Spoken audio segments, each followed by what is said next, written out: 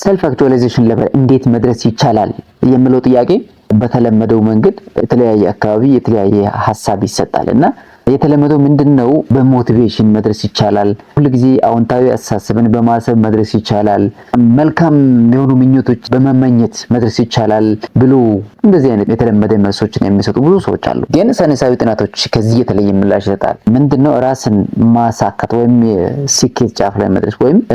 ፍጹምነት ደረጃ መድረስ ወይ እንግሊዝኛ ሰልፍ አክቹዋላይዜሽን ፍጹምነት ላይ መድረስ ማለት አይደለም ሰልፍ አክቹዋላይዜሽን ይልቁንም ከእውነታው ጋር መሬት ላይ ካለው እውነታ ጋር እየተላመዱ የአእምሮ ጤንነትና ሚዛንን እየጠበቁ እንዲሁም ትርጉም ያላቸው ግቦችን እያሳደዱ ግብን አስቀምጦ ያንን ግብ ለመድረስ እየተሯሯጡ የራስን አቅም በማዳበር የሚሆን ሂደት ነው እንጂ ሰልፍ አክቹዋላይዜሽን ፍጹምነት አይደለም ብሎ የተለያዩ ጽሁፎችን ሪሰርቾችን የተለያዩ ነገሮችን መነሻ በማድረግ ሳይንሳዊ ጥናቶች ለዚህ ይሄንን ምላሽ ነው የሚሰጡት ሳይንሳዊ መረጃዎች ሰልፍ አክቹዋላይዜሽን እንደ ፍጹምነት ያልተገደበ ስኬት ወይንም ዘላቂ ደስታ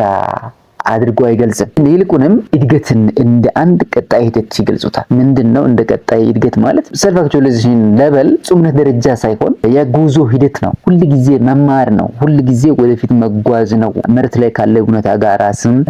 አጣምሮ መጓዝ ነው ይሄ ሂደት ምን ያካትታል በራስ የመወሰን ነፃነትን ብቃትን ሰዎች ጋር ትርጉም ባለው ግንኙነት አላማ አዘል ግቦች እቅድ ያለበት ቀጣይነት ባለው መልክ መማር ያለማቋረጥ አዳዲስ ሰዎች ጋር ቶሎ የመላመድ አስተሳሰብና ዘላቂ የሆነ የባህሪ ልምምድን ያካተተ ነው እንጂ ያንን ያካተተ ጉዞ ነው ሂደት ነው እንጂ ዘሎ ፍጹምነት ደረጃ ላይ መድረስ አይደለም ብሎ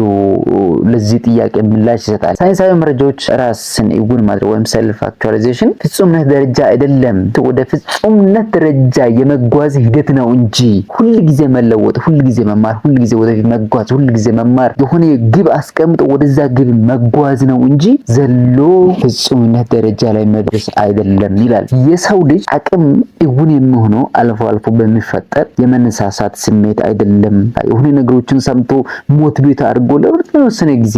መጓዝ ብቻ አይደለም ይልቁንም በተረጋገጡ የስነ ልቦና መሪዎችና በማስረጃ ላይ በተመሰረቱ አሰራሮች በሚደገፍ ወጥ ባህሪ አማካኝነት የሚደረስበት ነገር ነው እንጂ ፍጹማዊነት አይደለም ብሎ ያስባሉና የእናንተ ሐሳብ በዚህ ዙሪያ ምንድነው ኮሜንት ላይ ጻፉልኝ